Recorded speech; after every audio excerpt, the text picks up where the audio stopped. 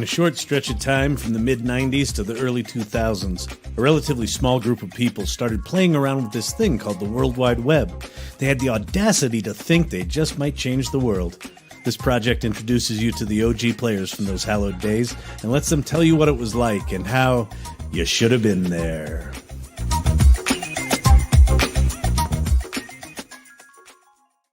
Episode 30. Today we're talking to Tracey Lynne Scronic. She was an amazing account person back in Agencycom days. We're going to talk to her about all of that and some interesting things she's doing since.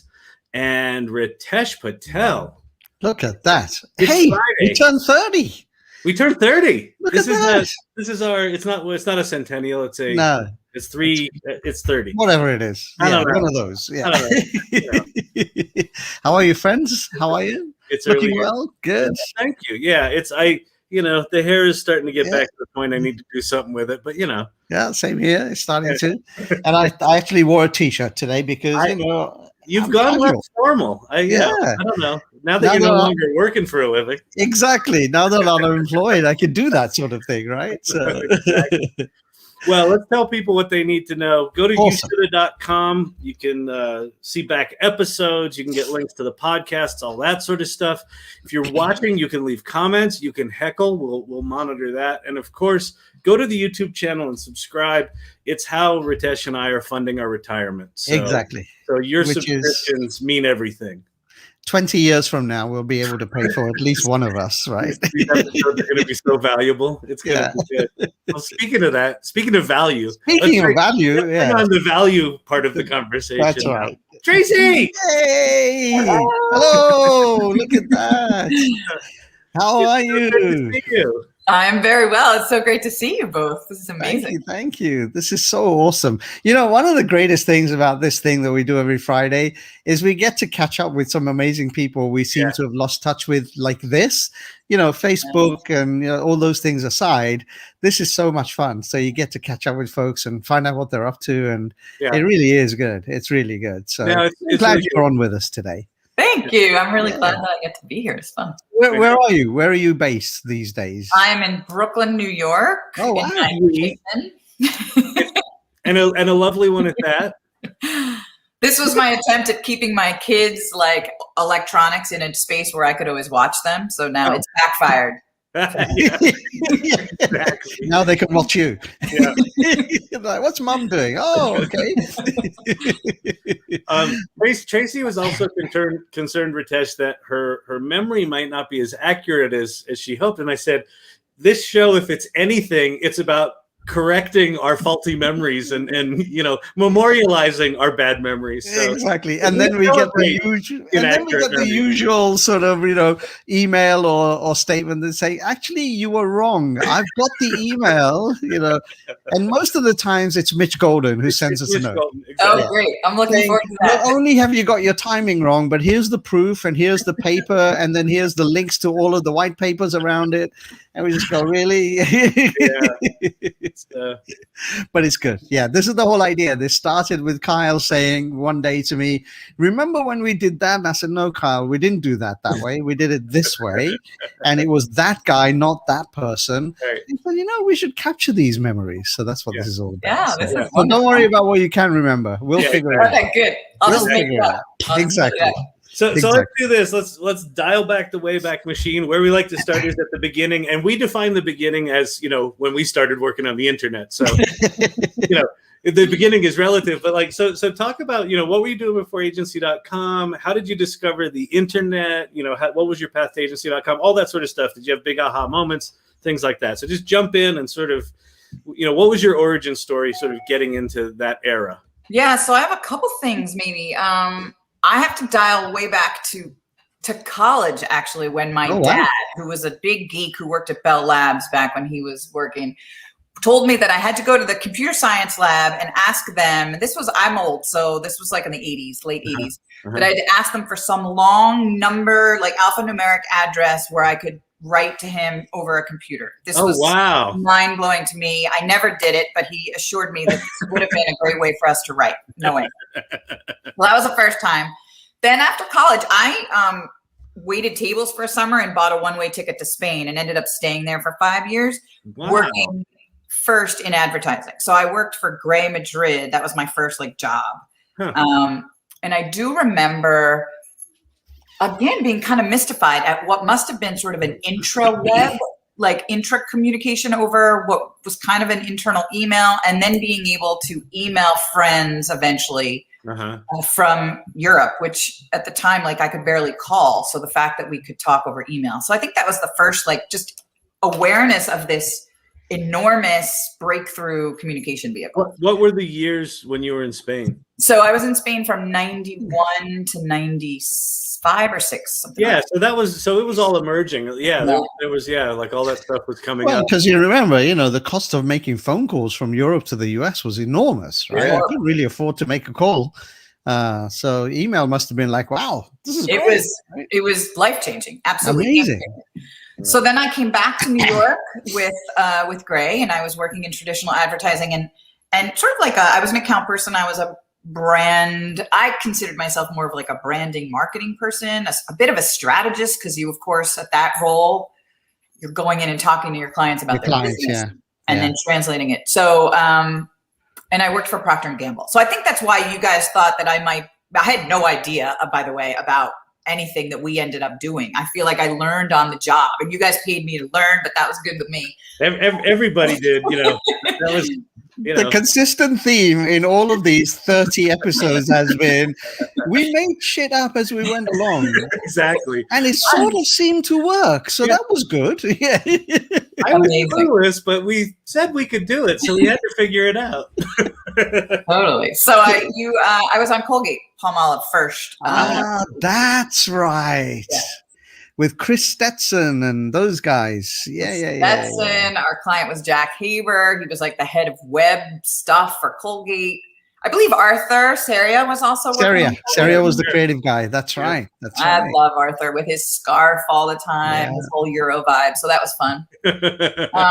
We interviewed him not too long ago, right, Kyle? We had him on not too long ago. Yeah, exactly. He's still the same. Hasn't changed. Exactly. I'm sure I would expect nothing less. Still arrogant Frenchman. I'm sure he's watching. So there you are, minding your own business at Grey. Yeah. And how did you end up at agency? Yeah. Did you go from Spain to New York? Yeah. So I was in New York, and I did work for a couple agencies while I was. I think when I came to you, I was at Y&R, but I had. Okay. I don't honestly, and this is where I don't remember. I don't remember why or how I made this transition, which would have been a huge jump at the time to say, I'm just going to go figure out how we do this in this new world. Right. I don't know why I did that. No, looking back, it sounds insane. So I'm not sure what was going on. Do you remember who you interviewed with when you first came over? Or do you remember anything about the, That's fine. Maybe you? I don't know. I don't know. Who ran account services? There was somebody, right?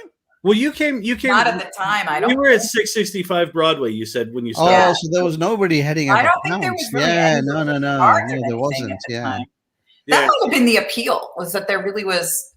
There was. I mean, I don't mean to say there wasn't structure, but there wasn't maybe structure. Somewhere. There wasn't. Yeah. was. Strategy, I think. So we had Heather Mlodno for project management. I came in to take over Mitch Golden's role as the head of tech, and then we had, wasn't it Anna McInerney was doing something with account, I think. I feel like that was when I first got there. Eric Porres has just replied. Martin Canine. I don't even remember. Oh, yes, I remember. There you go. Yes. See, thank you. Thank you, Eric. Eric Porres to the rescue. Very nice, Eric. Thank you. He has his memory intact. Well, that's because Eric's been clean living for the last 20 years and running triathlons. So, There you go. Not me. Yeah. Eric was impressive in the memory department. Yes. Very good. Wait, did Martin have red hair, right? Yes. Yes. Okay. That is who I interviewed with. Thank you. There you go. There you are, interviewing Martin, and you show up at 665 Broadway. The chaos that was 665 Broadway. It was a beautiful chaos. Like I think for me, the Agencycom days that I most just go back to and love are the days at 665 Broadway. Yeah. Yeah. And what was it about that?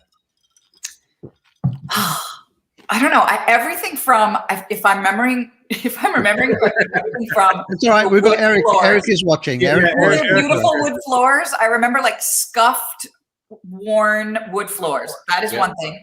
I don't know why that mattered to me, but it did. Creaky. They were creaky They were as well. creaky, In some parts, you would just walk and then creak away. You're like, I'm going to fall through. What's going on? I loved that. And just the people. I mean, honestly, I've never worked with a more brilliant, creative,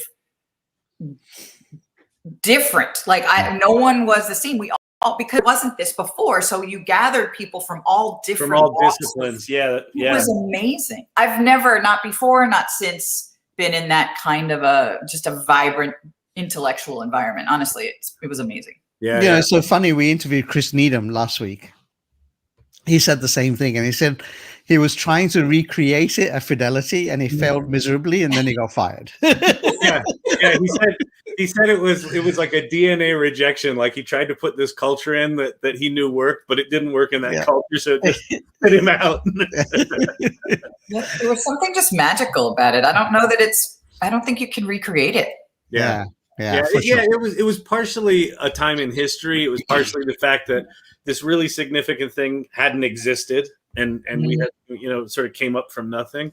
And then it was just this magical group of people that I think everyone. It's one of the other things that's been a consistent theme here that people have mentioned is that you had to have a level of curiosity and a willingness to like not know anything, but go, well, let's do it anyway. And so it just attracted people that maybe had diverse like professional training backgrounds, but I think we all had that in common, that the willingness to be curious and to figure it out. And I don't know, maybe that was part of it, but but think about it. We had architects, we had film directors, we had photographers, we had, guys who worked in construction who came and did project management. They were building buildings, and now they're doing websites. I mean, we had these crazy motley crew of people who had never done web before, but were coming together and say, okay, we'll figure it out. Right. Yeah. It was quite interesting. Very interesting. Amazing. Yeah. And I think you're right, Tracy. I think that was part of the culture. So you arrive, you're at Colgate, you start with the Colgate team, you got the Mad Frenchman, and you got Stetson and all sorts of people. How any first reactions? You were like, what the hell did I get myself into? Because you came from big ad agencies, right?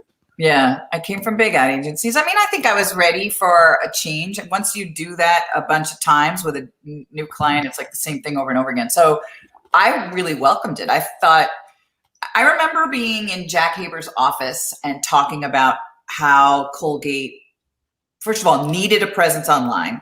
There didn't seem to be a real why. Just we needed it.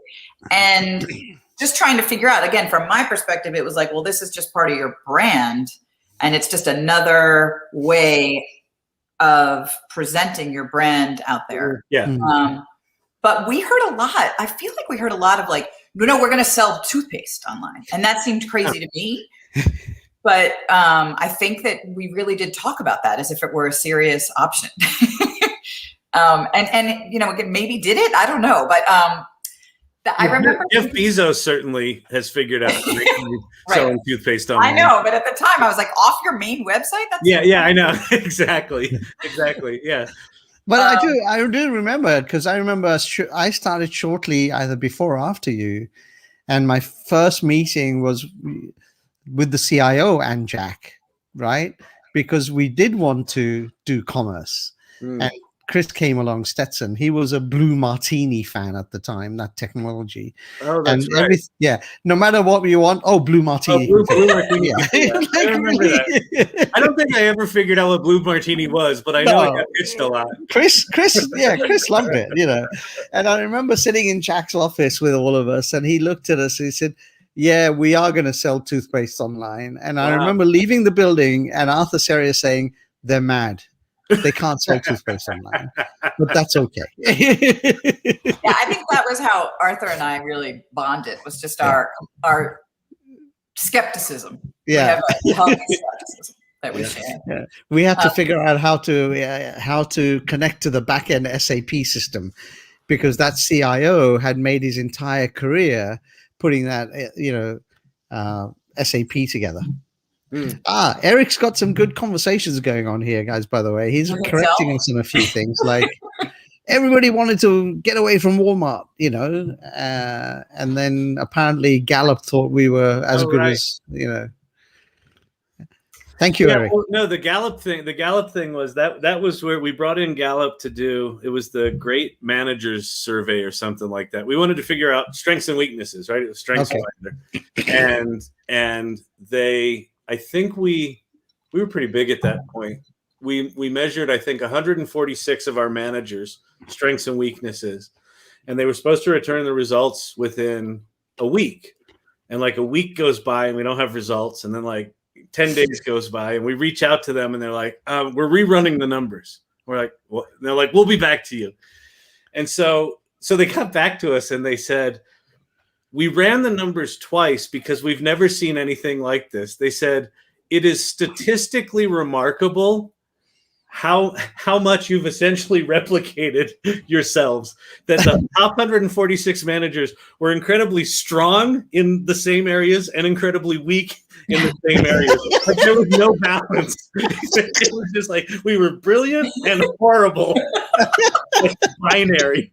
So that was, we were like, oh, apparently diversity in thought is something we should consider. That's fine. Wow. Amazing. That's really amazing. Still exists. That's great. That's great. So you've joined. You're with us, right? So the other thing well, go ahead, Ritesh. I'm sorry. Go on. No, I'm sitting here thinking about like the trajectory of the time I was there, and I remember starting at this place where it was all about like, get us online. We must get online tomorrow. End of story. And then sort of finishing.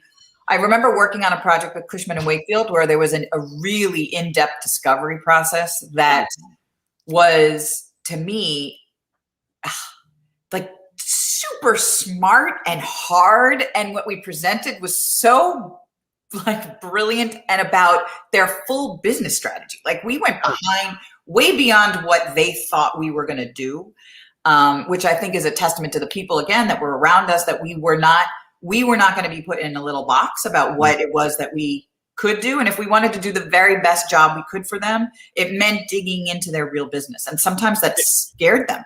Yeah, it meant really understanding. It also sometimes meant saying no, right? Mm-hmm. Like I know you want to do that. Here's why we think that's not a good idea, but here's what is a good idea. I remember a lot of those kind of conversations. And I think people appreciated that because, I think instinctively in the agency business, you think, oh, we should do what they tell us to do. They're paying us. But what they're really paying you for is to lead and to, deliver value, like you said. Yeah. Here's the greatest story on that Cushman thing. So after agency 2003, I went to Euro RCG for a year. And then after that, I got laid off. And so I was hunting around for work. And I sent a note to David Solomon, the CIO at Cushman and Wakefield, saying, look, I'm looking for work, even if it's consulting, and he replied away. I got a response in 10 minutes. He says, well, remember the thing you guys started for us back in 2000? Well, that's 2005 now, right? Wow. I said, yeah. He goes, how would you like to finish it? Because we didn't finish it. And that's how I got hired at Cushman and Wakefield. Wow. I finished all that work we started. We rolled out the system. We built the system and rolled it out between 2005 and 2009. So that's 4 years. So there you go. That's amazing. See, look at that. There you go. They loved it. I mean, it was sponsored, literally. The guy who sponsored, John Santora, was the CEO. He said, this is exactly what we should do as a business, and we need to get this done. And I was the IT guy, and I worked in the IT function to do it. So, wow. That's amazing. Do you remember anything from the discovery? Like, what do you remember any specifics from it, or just that it was like this amazing sort of deep dive? I do remember discovering that there were whole business like silos that weren't talking to one another. And we basically, what we presented them with was that, there's major kind of issues that you're going to need to address. And that, while I do think it was appreciated, I don't think they expected that from us. Yeah. Yeah. That's right. Well, that was consistent where a client would say, I want my website to do this. And it might be provide great customer service. And then we would dig in and we would realize, well, you can't do great customer service if this group doesn't talk to this group. And then their response would be, well, they haven't talked in 20 years. And we're like, okay, and and you still want the website to deliver good customer service? So, it was just kind of a natural, evolution of what they wanted to do. If you want us to deliver that, then you got to get your shit together. Well, having sort of delivered the thing, it was literally a game changer for Cushman, because before, what we had proposed was a central repository of deals. Yeah. So that because commercial real estate, Cushman just provided the brand. The brokers are all 1099 employees, right? They're independent contractors. What they get is the brand, a desk, and some support and some research and whatever. And what we found in our discovery was you couldn't really put the website together with all the buildings that were available and maps and things unless we knew and had the data to do it. And we couldn't get the data because the brokers owned the data, and it was all sitting in an independent little, database and a CRM and all this stuff. So what we proposed was a big new CRM system that brought all this together and then put it on the web and displayed it, so you as a potential tenant could look and search for, I'm looking for 3,000 square feet in Manhattan. Right. And so we built it. That's what I built. That's so amazing. It's amazing. It was a decade, right? Yeah. From those early things. That's what strikes me as you're talking, Ritesh, is this crazy thing that was so true of agency for me. It's like what you're talking about, hearing it, I'm like, wow. Those people were freaking smart. How did they figure all that out? And then I'm like, wait a minute, that was us. Yeah, exactly. Well, exactly. What is there a project in particular that stands out to you as like, holy shit, we got to do that, or was a complete nightmare? Like, you can go that direction too. But anything stand out as like it was particularly innovative, or we did something that hadn't been done before? Anything like that? I mean, I think that the thing that I found most fun, and I thought as a user it would be really cool to actually use, was probably the San Antonio thing that we did. And I know, Ritesh, you were really involved in that. That's the one that spoke to me most. It's like, wow, we finally did something that's actually going to be useful. Yeah. Mm-hmm. Yeah. That was neat. Yeah. Yeah. That was amazing. Yeah. And describe it a bit. Like it was. Like again, memory. So don't tell me to go and like pay attention to what I'm saying right now. But as I recall, was it done in Flash? I don't know, but we could like figure out where we were going. You could look up what you wanted to do, and kind of like it was an interactive map, I think, and you could really explore the city to figure out. And I mean, in my opinion, to figure out where you're going to go, what you're going to do, and get a little preview. It was like a travel helper thing. I have is that at all right? What it did? It did. So what we did was we completely reimagined the website. They put a bit out. So they said, we want people to reimagine our website, sanantonio.com. And so they had 3 agencies. It was us and 2 little tiny agencies. So, these little tiny agencies came up with a nice new brochure with, navigation and everything. We said, no, screw that. We're going to just completely blow the whole thing off at typicalagency.com, right? So Volker built this whole Flash-based navigation thing. We sent a bunch of people down to San Antonio to do a video. That was the opening. They took a ride down the river and all that sort of thing. We did that for the pitch? For the pitch, yeah. And then we HT created the Palm Pilot version and the voice version. Pilot. Yeah, so then we showed it. I mean, I remember HT, who rarely wore a suit, had a suit on. And he basically displayed on the screen the website, and then said, and then let me show you on this mobile device. And then they went to the mobile thing, and then said, and there's more. He picked up the telephone and he dialed a number, and then he started a voice connection. So tell me about Italian restaurants, and it would come back with a voice thing. So we connected all this, and the San Antonio guys were like, that is amazing, but we just want a new website. So we never won the work because we literally just went. I was sure we got that and we did it. We never won it because they came back. They said, "You blew us away. Like you did things that we would never imagine. But all we want is a new website." You know? See, I didn't realize we hadn't won it. I was so proud of the work.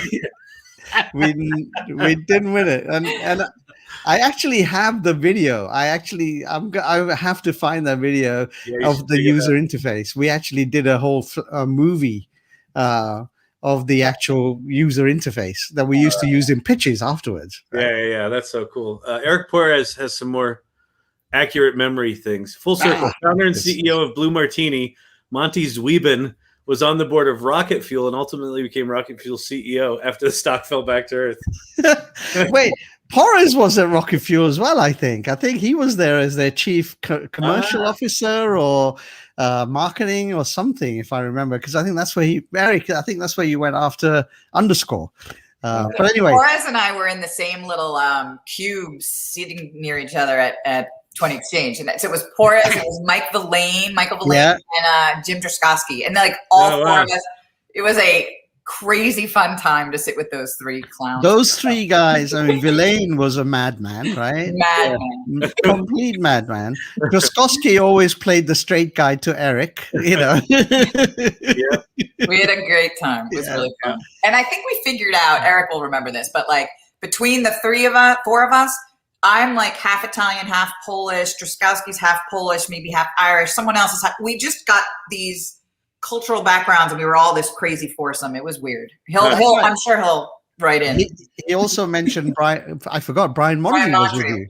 Wait, was he in there too? Then that's five. He was near you guys, I think, right? Here. Well, we had those pods. There were like four, but then there were fours. That's right. Yeah. So I don't know how that fits. But we had like three groups of four together, so it was probably. Monty might have been in the other row, yeah. Yeah, we had like 25 people in each corner of 20 Exchange. Because you had Troy Kelly, Seaboard, you know. I love Mondry. Yeah, those guys. Such good people. Such good people. Right? I know. Yeah. Right? It's amazing. Absolutely amazing. But yeah, I'm going to find that video of San Antonio, Kyle. I'll send it to you so we can share it next week. Yeah, exactly. Yeah. We should share that stuff. Because Needham mentioned it as well as some of the best work he thought he loved, right? Last week. So well, that's Tracey and I, before we started, we're talking about, you know, that work and work like that, you know. Gucci.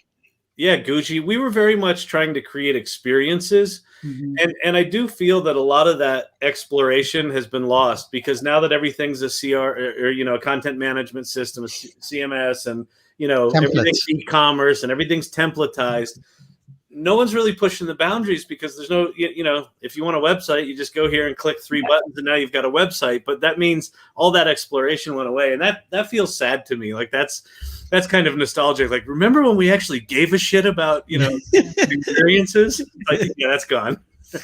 So San Antonio is a memorable one.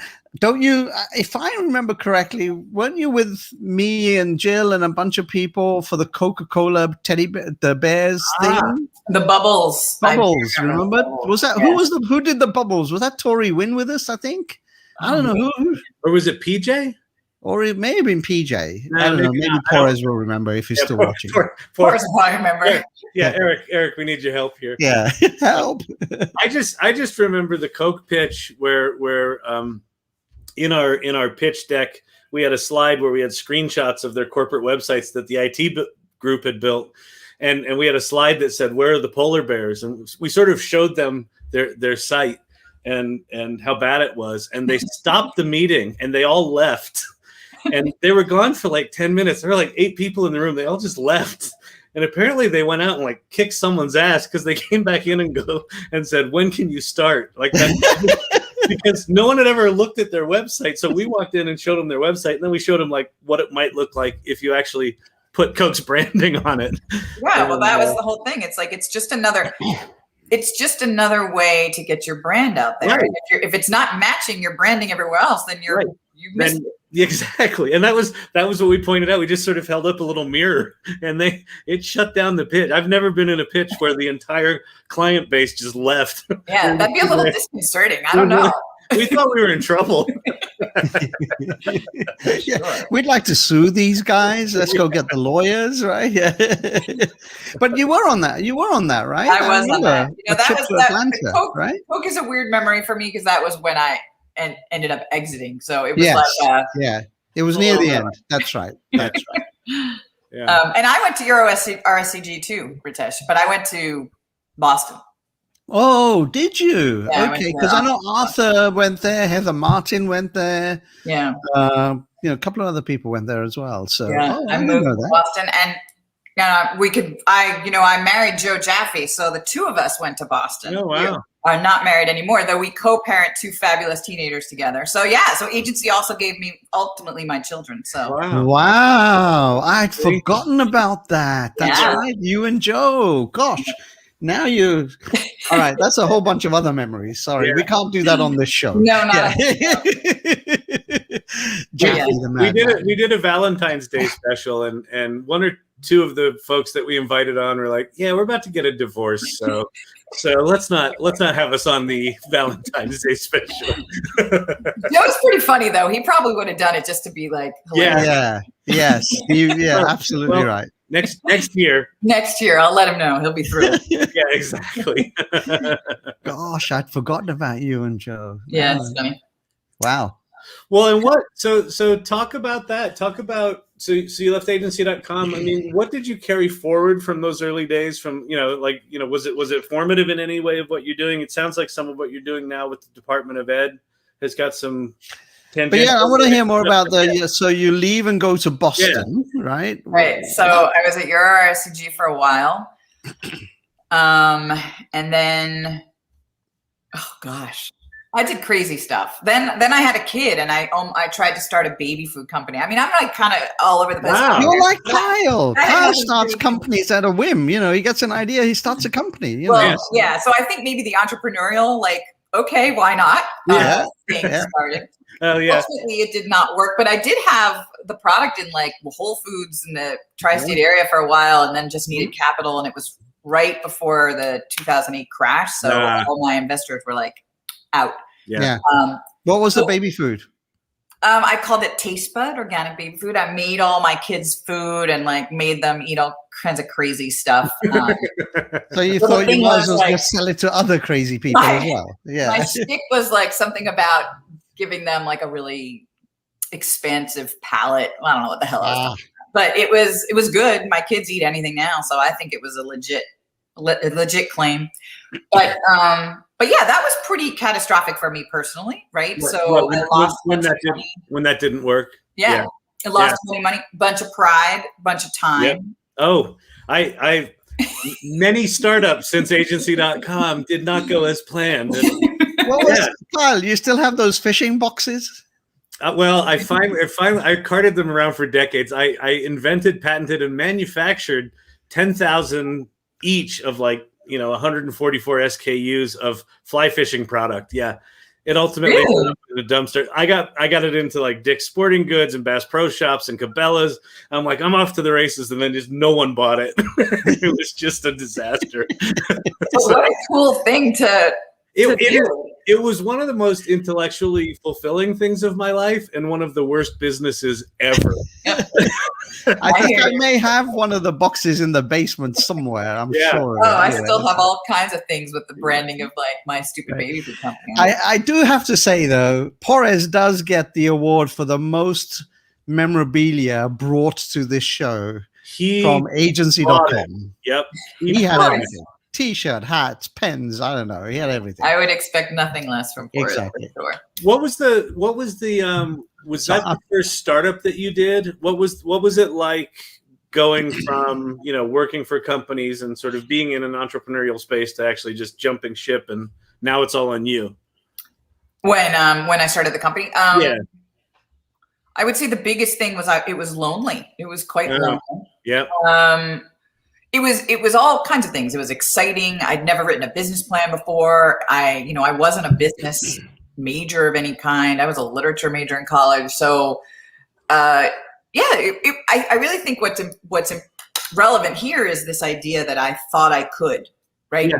Why wouldn't I be able to? And then digging into something I'd never done before and learning so much. Yeah, so much so fast, right? Yeah. And learning, failing and doing it differently and starting again. Also something I feel like was in the agency water for sure. Did that so well. Yeah.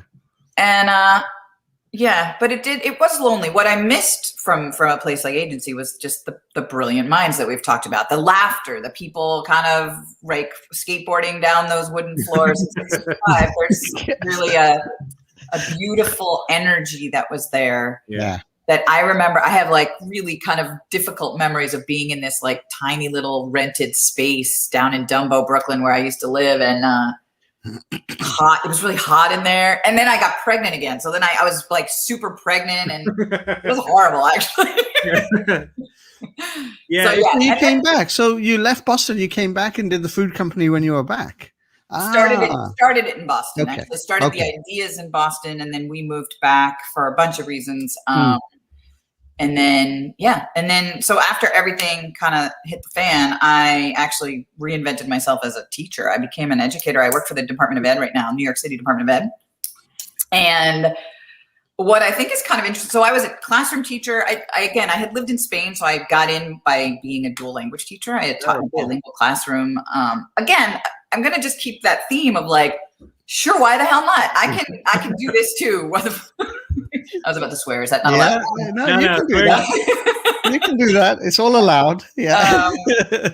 But so I kind of did that, and I thought I did that pretty well. I became a supervisor of instruction, but now I'm actually doing this amazing project that ties really closely back. I feel like I'm helping District 13, which is a district in Brooklyn where my kids went through and where I live, develop these like maker spaces. So students, education to me, a lot of it is like the way the brain actually learns is by doing, which, that's exactly what we're talking about. And in many cases, it's like hands-on doing. And there was a time in education, just like when in the early days of agency, where this idea was like tech for tech's sake. It's all got to be techie because techie's good.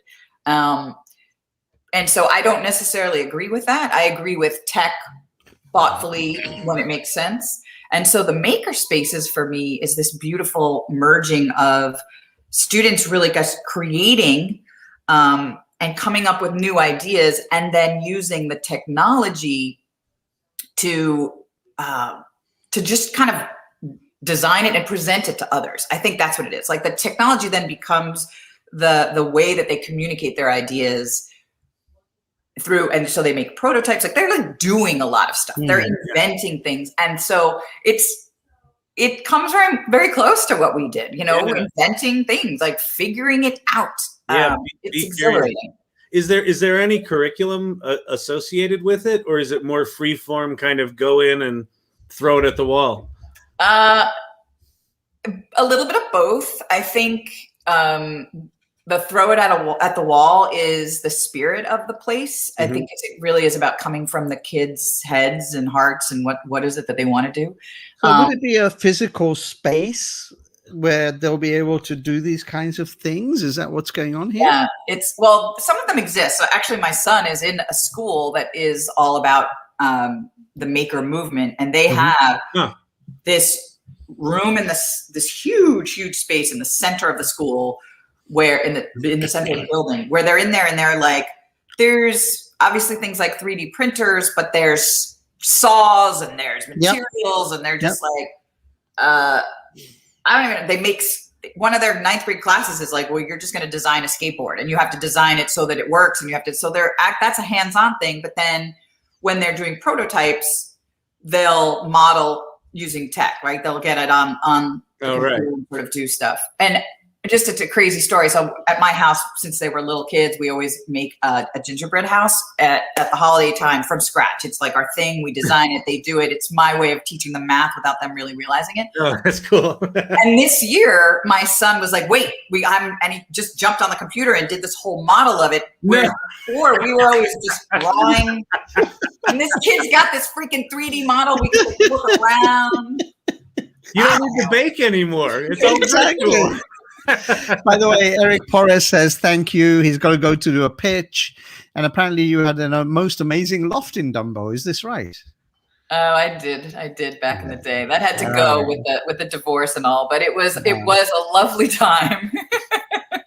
Brilliant. Bye, Thanks, Eric. Bye, Eric. So the kids are now doing 3D modeling on the computer as opposed to doing gingerbread house. Wow. Gingerbread house. So it's that kind of stuff that you're going to do in this makerspace, right? Is some of the technology will help do that kind of thing, but then you can also physically build something, cut wood and put it together and that sort of stuff, right? Yeah. And interesting. So the curriculum, when you asked about curriculum, one of the things that we're bringing in is like an international baccalaureate, which is again a whole interdisciplinary approach to learning. So the hope is that they'll be able to merge, obvious math and science is sort of a no-brainer, but what if they're developing, I don't know, a project from something they studied in humanities, and they can bring the idea into the makerspace and kind of actually create something. And it's amazing to watch what kids do. My thing is, I feel like school teaches curiosity out of children. Yeah. And we're, because it's designed to make you all sort of robotic. Yeah, exactly. It's rote, right? You got to have this and learn it and memorize it, and off you go, right? Right. So this is maybe helping to combat that and let them back into fuel the imagination. Right. Fuel the imagination. Back to agency, I don't know how all those people escaped the K-12 rote education, because the people that you had at agency were thinkers. They were thinkers. They were creative problem solvers. Yep. I would love as an education person, to figure out someday, what did they have in common? How'd they all get there? It was an island of misfit toys in a lot of ways, right? It was people who tried a lot of shit, failed at a lot of shit, might not have done good in school, might have done brilliantly at school. We had both, but I think everyone really was willing. One of the things that I was most, pride is the word that comes to mind, but it took us years to crack it. We just lost Ritesh for a second, was the interdisciplinary thing. The fact that we did co-locate, project managers with account people, with creatives. And, you've got an account person that says, oh no, we can't do that. That's too risky. And the creative person that says, blow it up, I'm jumping out the window. That tension led to good work. So I think I think everyone instinctively just was willing to be in those conversations. And if you weren't, you didn't fit well at Agency.com. Yeah. And I'm so glad you brought that up, because I had forgotten that. And because I don't think I ever saw that before or since, again, of the embracing of discourse. Arthur and I used to get into heated debates. Yeah. But I would get into it with Ruth Thomas all the time, where I'd be like, we've got to do this. She'd be like, absolutely not. And I'm like, wait, what? And we would both be equally passionate for valid reasons, right? But yes. And always got to a better place. Because that was the other thing. There was a sense of respect. I feel like you were surrounded by so many smart people. It was hard not to be respectful of everyone, because it's everyone was playing at a big level. But at the same time, they were willing to stand their ground on what they believed in. Yes. That's right. I forgot about that. That's really cool. It is beautiful. Yeah. Magical time and place, for sure. Yeah, it was absolutely a magical time. Wow, that's great. So wait, here comes Ritters. Ritters is back. He's back. As soon as you mention anything to do with hard work, the computer crashed. Oh my God. Sorry about that. What did I miss? No, we were just talking, because she was talking about the multidisciplinary thing, and it was the thing I was, thinking about Agency.com was the fact that we had interdisciplinary teams, physically co-located, and we were just talking about how she and Arthur would get in, sort of knock down, drag out fights, but there was still this mutual respect, and you'd ultimately get to a better place because someone was coming from a different point of view. That was one of the things that I thought was a superpower of Agency.com, that we actually did figure out how to sort of mash those disciplines together. Totally. I think if I remember correctly, Heather Martin was the only PM who could manage Arthur's area, I think. Heather was a fireball. Woo! Heather was incredible. Yes. Absolutely incredible. Heather was sweet and all that until you would go on the other side of that line and be like, bang! Yeah. Yeah, but she was the only one who could corral Arthur and making him do his most amazing work, right? Yeah. And you had Dina Giuliano, who could work with Bruce Henderson very, very well, right? So it was interesting how you had those people who could then work with each other. But I remember those conversations on GoldmanSachs.com with Ben Jones and Dina Giuliano basically saying, Ben, you're full of shit. This isn't going to work. And now let me give you a plan. You know, it was like, okay. But then we did it. You'd have the account person, and then the creative person with these great ideas, and then the IT person who was like, well, this can actually happen. Just like such different skill sets with the same goal in mind. But it's just a fascinating work model, I guess. Yeah, and I think part of that was, as you said, Tracey, as you're building this makerspace, it's the freedom to fuel the imagination and go try something, like the San Antonio thing, right? All they wanted was a website, but we decided, you know what? Let's go connect it with voice and mobile and WAP and, you know, Flash and, you know, so why not, right? Yeah. So I think that's really the thing that was really good. There was no fear of failure. You weren't going to get fired, right? Right. Well, I eventually got fired. Oh, did you? Did you? I think so. That's why I have the Coke. I think I did. I think I got fired. No, I can't believe that.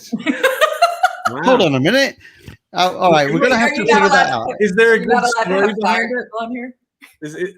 Well, wasn't this the Thor Johnson debacle? Was this the Thor Johnson debacle? Yeah, it was, right? Because I remember having a party at my house, and Thor showed up, and there were certain people who weren't happy that Thor was here. If I remember, yeah. No, not you. I mean, I might not have been, but like I have no beef with anybody. It was a great time. I probably deserved to be fired. I don't really care. It was amazing. Yeah, no, I don't know that we've had anyone that said they were fired, but we have had a number of people that were like, it was fun until it really sucked because you screwed it up. Yeah, and or the other one was, oh, you laid me off and I didn't get a job for 4 months. So, sorry. Yeah. We were young. It's all good. But yeah, the Thor Johnson debacle, that was a big one because he had just come from Boston. I don't even know what was the debacle. What was the story? It was something went down with Coke. I think I blocked it out, but I think that it was just a big project that they were pissed about something. And that's right. That's right. Whatever, I guess. Sometimes a head's got to roll. And it was one of those heads had to roll. You know, Seaboard was part of that, I think, and you know, everybody was pissed off because I mean, don't forget, we all grew up together, right? In a way. Yeah. And all of a sudden, dads come along and killed one of the children, right? Yeah, so everybody went ballistic. You know, who the hell is this guy? And you know, so the reality though of I think when you take a risk of going outside your comfort zone and getting bigger and bigger clients. And then, I'll admit, like, I wasn't seasoned enough necessarily to handle the CEO of Coke when he or she was upset with some sort of, that's enormous. Yeah. So I just saw that as like, that's a learning experience. But the one lesson I did learn, I think somebody was on one of the accounts. I think it was maybe, I can't remember who it was. It was in 665 Broadway. It was downstairs. And there was a conversation going on. And Chan said, well, if we need help, maybe we can get Ritesh to do it. And I've forgotten the lady's name. It'll come back to me. But she said, absolutely not. He is not an account guy. He will screw this whole thing up. And I'm standing outside listening to this. So Chan comes out and says, nah, not going to work. Sorry. I'm like, yeah, I heard. It's all right. There was some good drama. Remember when who was it? It was the account team and the creative team. This was at 665 Broadway. Something bad happened, I think, on British Airways. And then the account team and the creative team went out to lunch. And they decided that it was all project management's fault. And they came back in and demanded that we fire Jonathan Tan. That was special. Yeah. Yeah. And that was one of those ones where what do you do as a manager? So So what we did, which I don't know if it was the right thing, but we brought everyone into Chan's office and we said, okay, you two teams, tell Jonathan what you just told us. Mm-hmm. And they were like, huh? And it was an awkward few days, but there's no way that you can have something like that happen and not have everyone know anyway. So I think our instinct was just bring them together and fucking deal with it. That feels very real. I kind of appreciate that. That sounds exactly. Yeah. And don't forget the sending of the spreadsheet of everybody's salaries to the entire. Oh yeah, that was a highlight. That was a good one. Yeah, I learned about that because a reporter called me and asked me about it.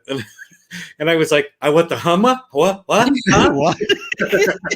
It's like, Kyle, I have a spreadsheet in front of me. Yeah. Really? Would you like to comment on this? I have another memory that's better. That's like more, we're going to leave on a high note. Okay, good. I like it. For some reason, we were at 665 still. Oh, I don't remember where we were, but we all decided to go to a sing-along Sound of Music. You guys remember this? And we made mountains and the hill. We were the mountains. Oh wait, yeah. I think I have pictures. Yes. We won the contest. Agencycom. We were on stage. Yeah, that was a highlight. Yeah, Molly organized all that. If I remember, I think Tori Wynn did some good graphics. Tori Wynn, that's right. Yeah. There was. I remember walking past somebody's desk and they were paint brushing some big thing. Yeah. I'm like, wait, in the middle of the workday, mind you. That was on the clock. Yeah.